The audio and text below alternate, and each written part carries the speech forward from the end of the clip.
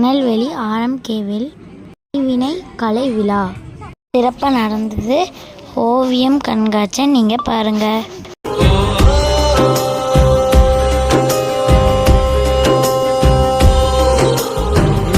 சாமிகள் இருந்தாலும் அம்மா உன்னை போலாகிடுமா?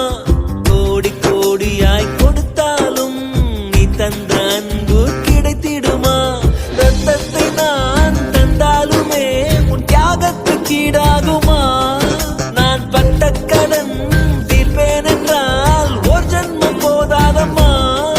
நடமாடும் கோயில் நீதானே.